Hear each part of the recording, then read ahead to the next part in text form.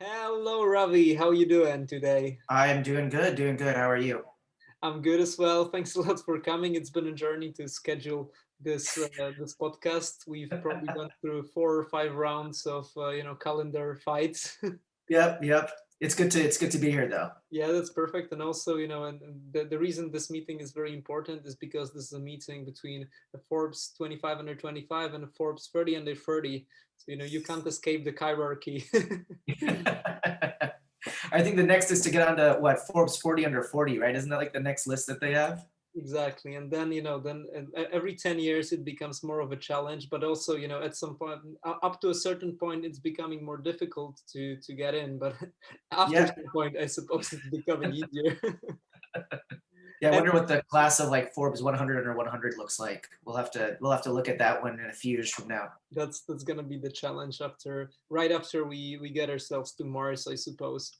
But anyway, so let me introduce Ravi to everyone who doesn't know him. So guys, Ravi Kurani is the CEO and founder of Sutro. Sutro is a water robotics company, however funny it may sound, out of San Francisco. And their first product is actually a robot that floats in your swimming pool with an app that tells you exactly what chemicals to add and when, so that you can keep your pool clean and shiny and representative for your friends. And Ravi has actually been a client of ours for how long has it been actually? I think it's been almost about a year now. I think we Yeah, started like when we launched last year in May of 2020. yeah, exactly. That's really exciting because it's been a journey, and we've been with you through all the testing of the product, all the testing of the different business models that you went through certain strategic investor coming into the company. And that's yeah, it's really been a journey, and I'm curious how it also was like from your perspective. But yeah, let's start from your story. Can you tell us how you actually went from working on some solutions for water purity and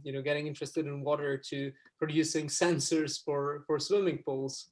Yeah, it actually is kind of two kind of combining threads that ended up getting tied together.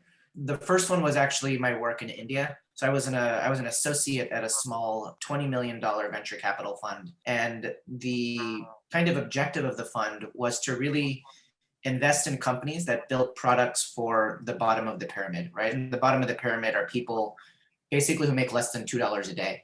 And so there's an entirely different network and kind of ideation of products. And so we funded everything from, flip phone text messages for farmers so they can get better weather information to know if their crops were gonna, there's gonna be rain or there's gonna be sun. We worked with a nonprofit in the northern part of India that gave farmers bee boxes as kind of a nonprofit. And then the for profit purchased that honey and sold it into Bombay and Delhi. But the kind of biggest thing that I noticed was a lot of the deals that were coming into us were around water filtration deals.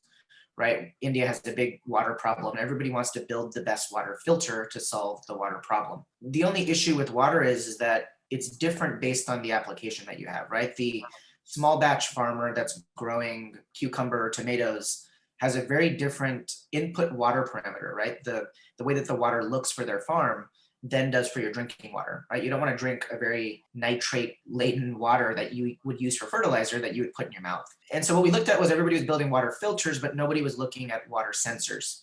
And so when we started looking at the water sensor market, it's either, down to $1.50 per test strip, and there are these little colors you dip inside the water and you look at the colors, or they're like above $2,000 to $3,000. And there's really nothing in between. So what we set out to do was basically build a water sensor. We tried selling it to the Indian government, the stupidest thing a startup can ever do, because it's like a startup selling to a really big government. They're just obviously riddled with red tape.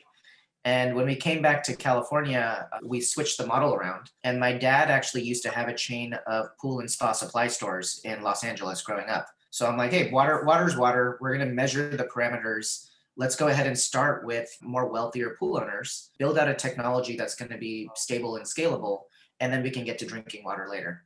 And so that was kind of the genesis of how we started.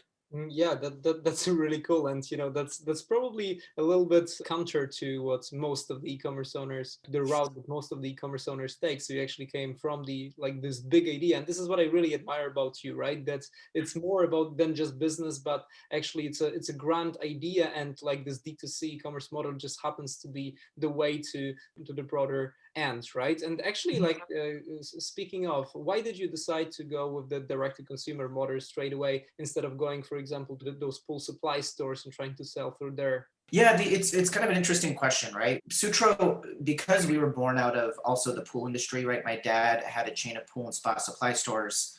If you zoom up to the 50,000 foot level, people look at, technology sometimes as like big disruptors, right? Like if you look at the Uber model, they basically upended, the entire taxi industry. I think Uber is extremely convenient. But if you just look at like the like ramifications that technology has had on the industries that they come into, they can be big disruptors for people that are incumbents in the industry.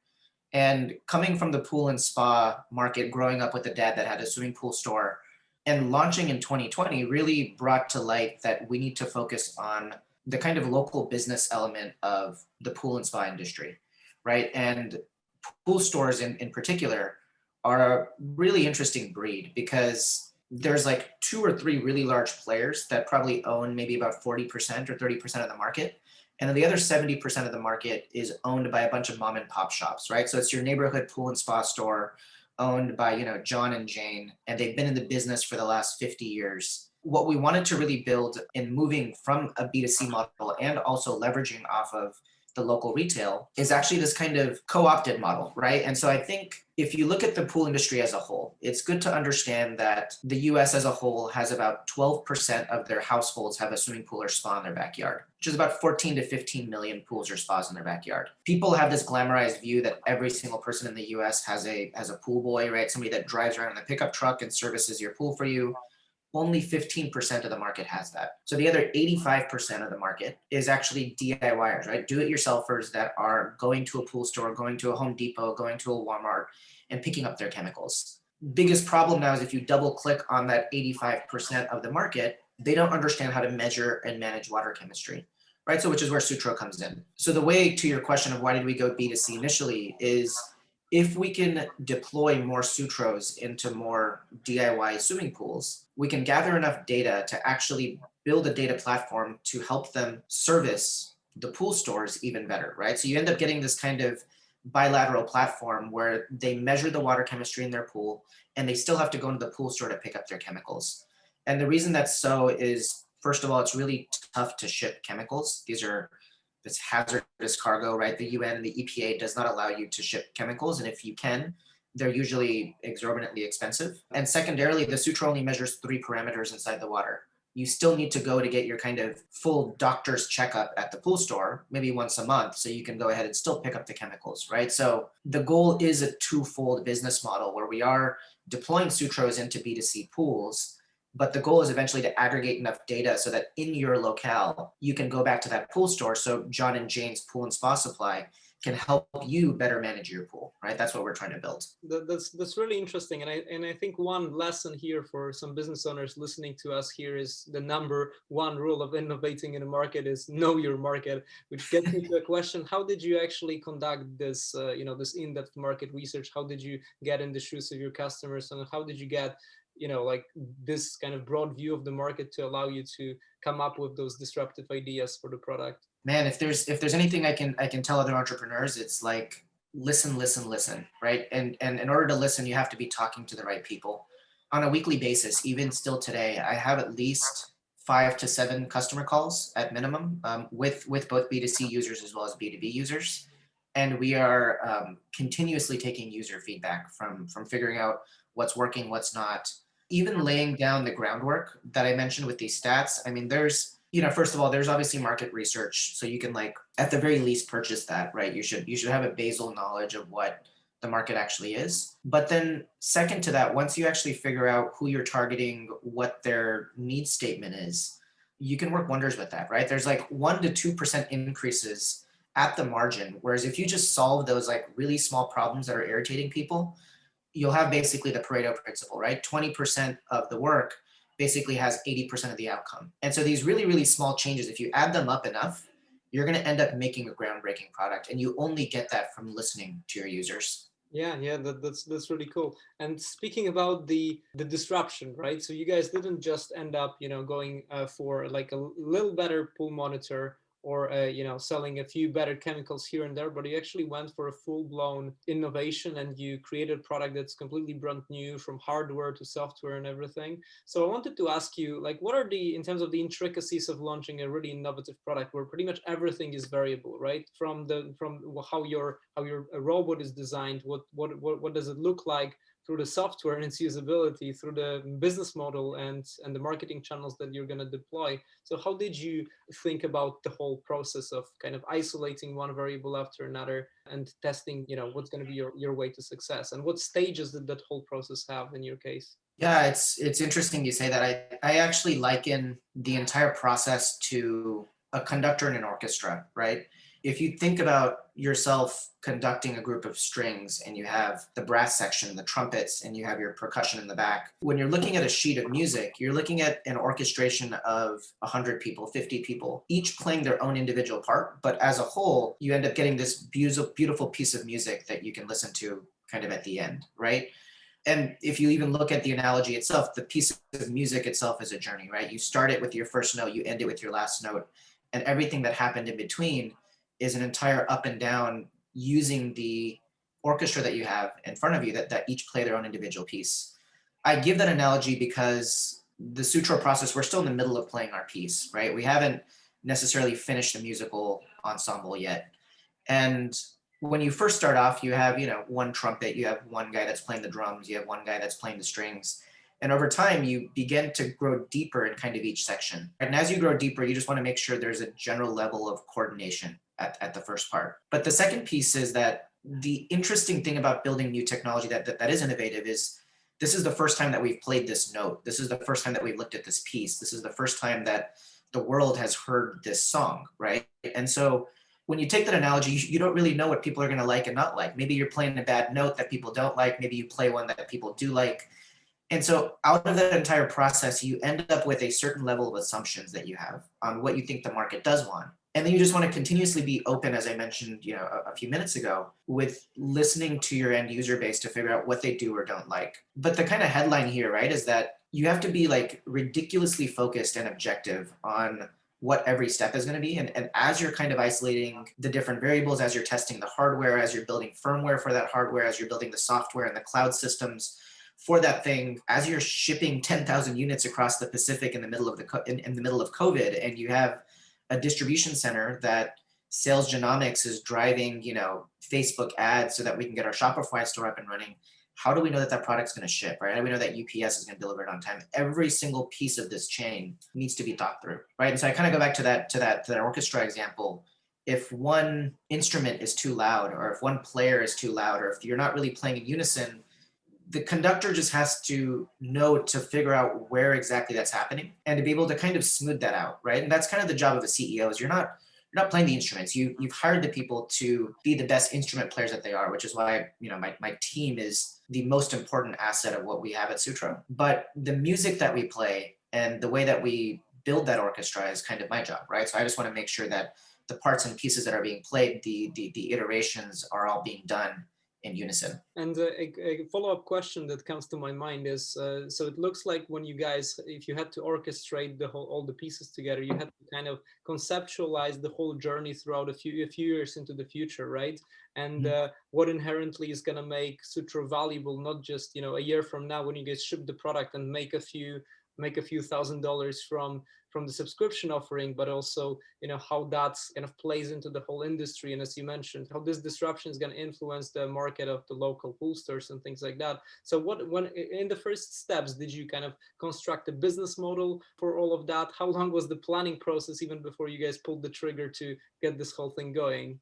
The idea of an MVP is looked upon many times in the kind of entrepreneurial world, right? We like throw around the word MVP, but I think many times, and even I'm kind of guilty of this, we end up bloating the scope of what is a minimum viable product, right? And I think the biggest tool that we have is if you listen to your users and you figure out what their needs are, how do you then build out that MVP to then trace it against the North Star of what you think this business plan is, right? So if I was to break down the steps, the way to do this is, first of all, I would completely recommend everybody read John Doerr's book of Measure What Matters. OKRs have been absolutely amazing to figuring out how we guide that North Star. right? And so we built OKRs, which are objective and key results.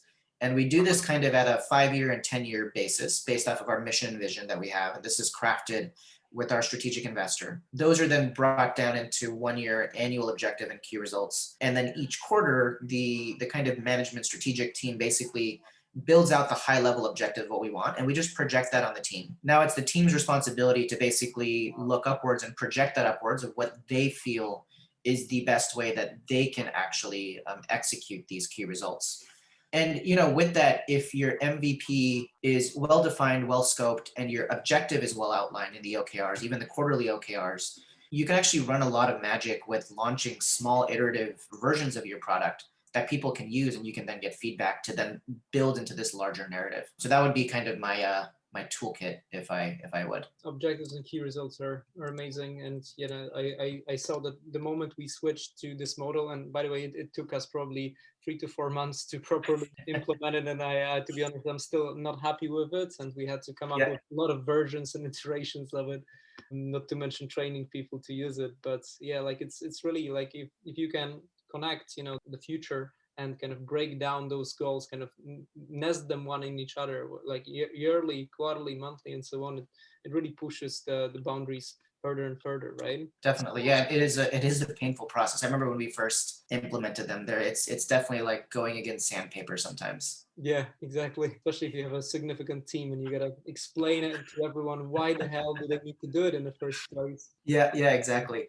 Yeah, so speaking of, so coming back to the topic of, so if you guys were planning 5 years ahead, and you saw that the value of Sutro is not just in the revenue and profits it's going to generate immediately, but in the kind of context and the value of the data that you're acquiring, and how much value that data has to the broader industry, to the tool owners, to the companies within the ecosystem and stuff like this. So let's talk briefly about the importance of data in direct to consumer businesses. So how are you guys viewing data? What value does it have to your indirect consumers? And like, how should business owners really, how much value should they put on data in their D2C business? So I would say data is king if it's analyzed properly, right? I think many times math is good, but like bad math is even worse, right? And so outside of having intuitive data, collecting all this information, there's an amazing book by Rory Sutherland called Alchemy that I'm actually like in the middle of reading right now. And I kind of stole that line from him. So I'm going to definitely want to give him credit for that. There's an interesting point of we're all focused on gathering data, and believe me, Sutro very much is a data-oriented company. But the kind of bigger picture is as you begin to gather this data, the insights and the knowledge that you're building, you just want to make sure that it's tuned in the right direction, because compounded bad math can move your entire company in a wrong direction and give you data that's skewed the wrong way for you to make worse decisions that are not good for your business, right? So I think I do want to headline the entire data conversation with just that first of all. If we kind of sift one level lower underneath that headline, data is extremely important for Sutro. First of all, in the Facebook world and kind of Google and digital marketing, everything Sales Genomics does, obviously targeting our users are key, right? How do you find the people that are willing to buy your product is a big question that we ask, right? And once you find them, what is the message that you're writing that resonates with them such that they'll want to then come into your website? So I've kind of shifted the funnel from this kind of buy button level, and I say everything that's north of the buy button, everything that's south of the buy button. And it's kind of like Game of Thrones, right? Because north of the buy button is literally like north of the wall. There's weird stuff going on there. It's like this big gray area. There's like monsters and stuff. You don't quite know what's happening north of the wall. And the engineers sit south of the wall, right? They sit south of the buy button. So once you get the product, there usually is a pretty well-defined, tailored approach to building firmware, building software, having the Shopify and the distribution all set up. So that's like organized territory. That's your Westeros, and then your like digital marketing is kind of like the north of the wall, right? And somebody that understands how to tackle the north of the wall usually will win, right? Because it's a cold and scary, and if you figure out the right things that are happening there using data, you can then properly bring people south and have them kind of live in this territory. And I think that's only solved with data, right? So like the work that we're doing with Sales Genomics has been absolutely pivotal in running tests, understanding what people are clicking on, and then understanding where exactly in the funnel is it leaking, right? If you're pushing people in, are they leaving? Are they staying in there? We figured out that very much so that our email funnel, right? Our top of funnel, Facebook and Google were working fine. Where we were broken was actually our email funnel and website. We could drive a bunch of people to the website, but they were just leaving. And so what we did over the course of the winter months when it was a little bit slower and people were not purchasing pool things for their backyard, we actually used the narrative with Sales Genomics and we gave everything at the SG team, everything that's north of the buy button, right? And so it's been super helpful of taking Facebook and Google data, what people are clicking on, reverse engineering that, and then building an email funnel and website flow that'll then drive people to that north of the buy button, to the actual buy button.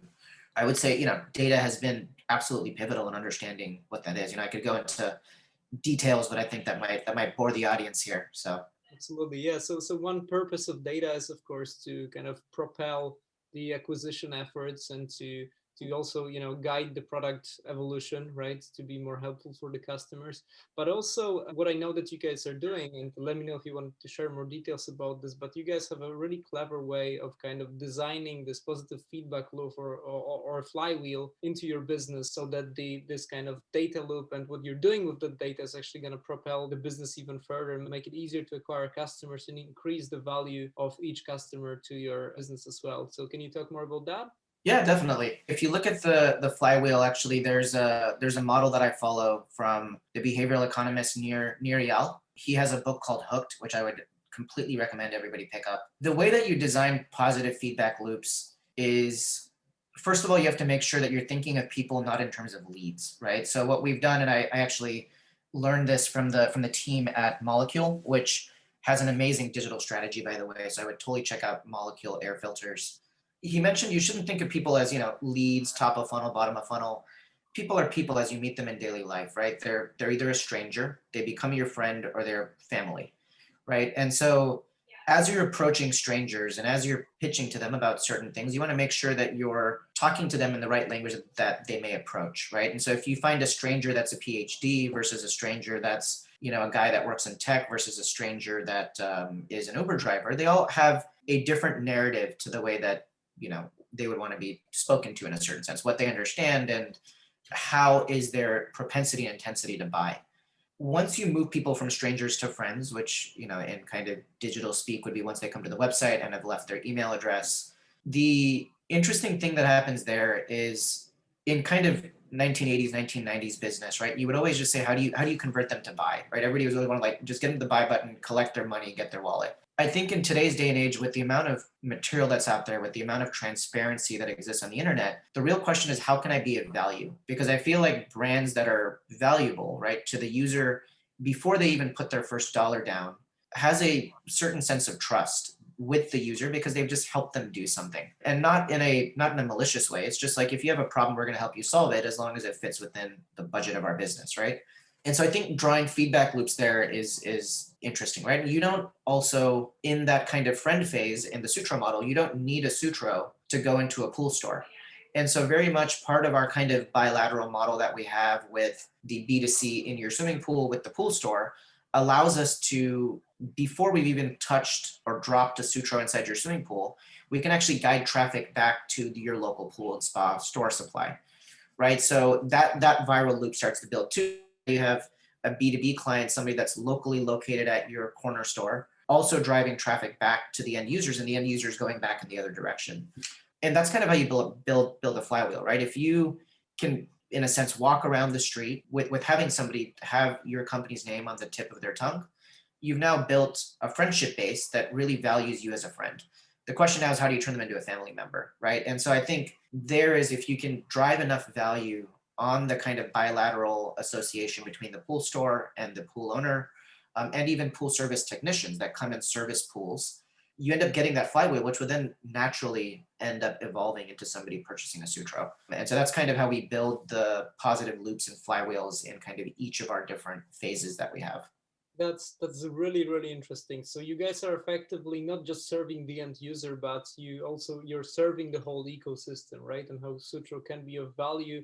And in exchange, the pool owners or the pool store owners are also kind of generating customers for you, and vice versa, right? And this is kind of the more the more B2B help you're getting, the more end customers you're also getting. The more customers you're getting, then the customers are going to ask in their pool stores for their chemicals based on sucrose. So I guess you guys are also going to get exposure to that. And also in the process, you guys are collecting loads of data from so many touch points, right? When people are kind of refreshing their chemical supply, when people are when their pool store is or when their pool kind of quality is dropping, so that you can send a notification there. It's really interesting, like how much things are interconnected in any industry. And I think most of us, the e-commerce owners, are only looking at a very narrow segment of the whole spectrum, and there could be value in kind of trying to look broader than that. So yeah, Definitely. that's something that ever since you told me about this strategy, I've been constantly thinking about how we can build in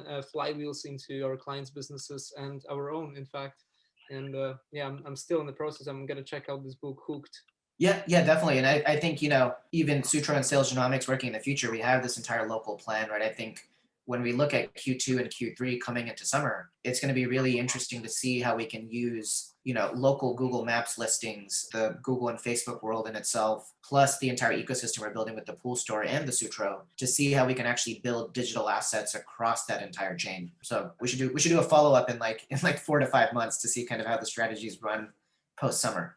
Yeah, exactly. And this is the one of the ultimate growth hacks, right? So we're definitely unlocking a lot of virality in the business, not in a traditional sense, right? It's not a typical referral program that you might think of. So Exactly. yeah, Yeah.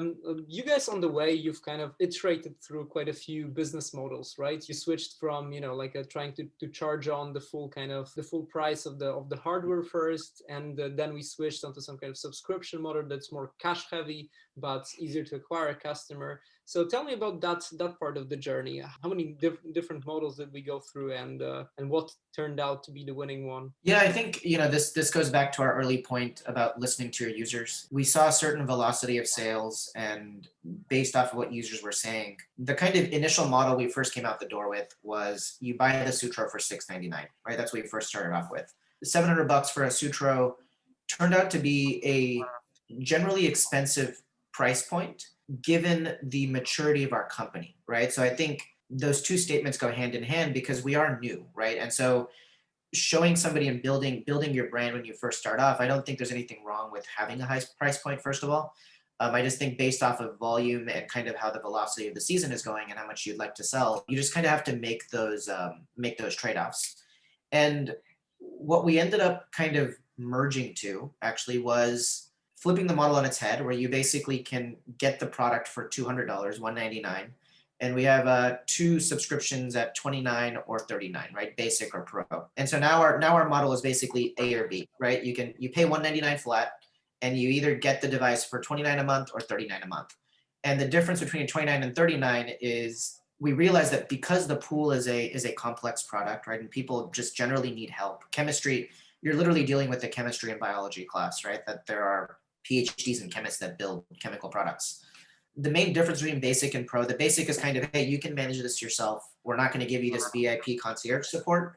And then the $39 a month is basically online VIP concierge support. So if you have a problem with your pool, if you have readings, we can kind of be your like virtual pool service technician to a certain extent, but obviously not, totally containing all the services that a pool service technician would have. And so that's the difference between the two services. And we've seen probably about a 3.5 to 3.7x increase in sales when we just even flip those two models around, even in the kind of, middle of winter when people are not thinking about their swimming pools. So that just, I think the data showed a lot there that when your product is kind of early in its stages, reduce the friction, right, initially, because I think that's the biggest thing that you have going against you. And the more word of mouth and the more positive sentiment you can gain with this flywheel, the more your product will end up becoming stronger anyways, right? So I think that's the kind of end goal. Mm-hmm. Do you think that, are you planning on switching the business model at some point in the future once you guys cross this critical threshold of customers? I think it's yet to be seen, right? Depending on how the local B2B strategy ends up working out,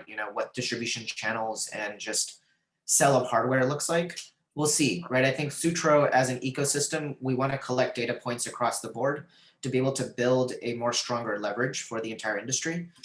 And you can answer that question multiple ways, right? I think if you look at it via us going back to the same model in the B2C, maybe there's an entire model in which we shift B2B, right? And so I think we just have to figure out exactly how that strategy is going to really play out in the next 2 to 3 years. Gotcha. Okay, we've covered business models, time for funnels. So we've also tested quite a few different acquisition funnels, right? So there was direct sales through the website, there was the email flows, right? Lead generation, then emails. What ended up to be the winning one for Sutro?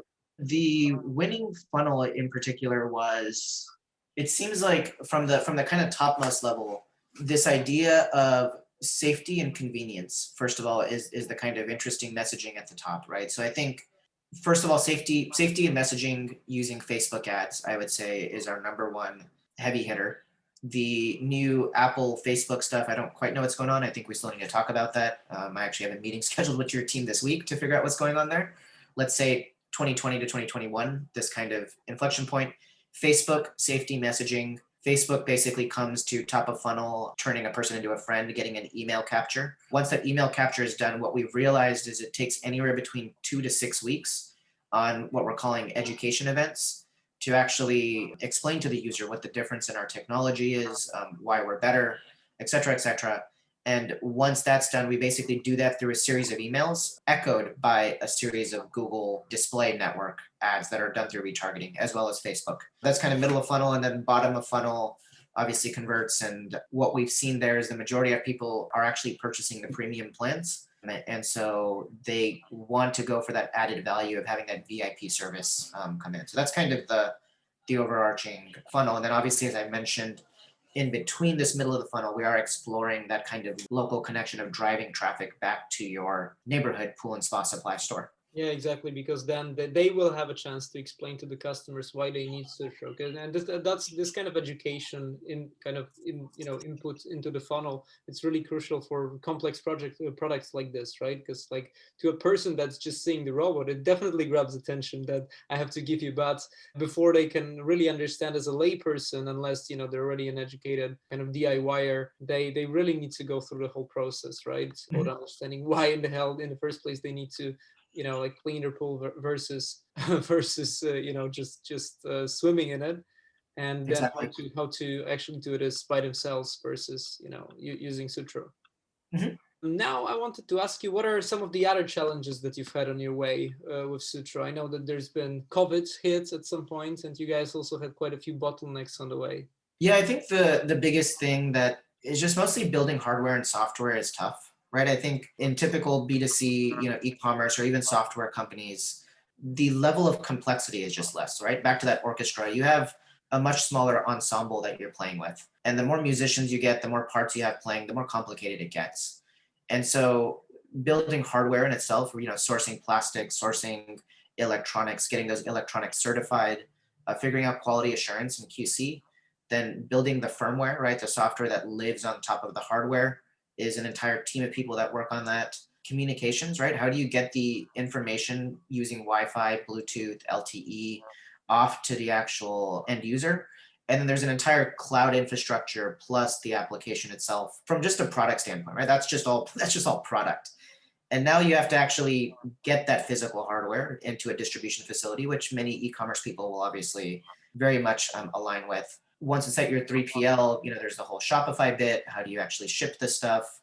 And then you kind of close out the entire chain with everything else that every other business have, right? So marketing, how do you build digital channels, how do you physical channels, all of that stuff then kind of gets roped into this as well. Yeah, gotcha. You guys, as a startup, you made a decision to work with an outsourced marketing growth hacking team with Sales Genomics, of course. What's versus an in-house team? And I was wondering, like, what's your thinking process behind that? What are the benefits and drawbacks of working with a remote outsourced team as a startup? Yeah, I think the real benefit is around pattern recognition, right? So like if we have an in-house team, our team, though they may be very talented, may only understand Sutro in its entirety.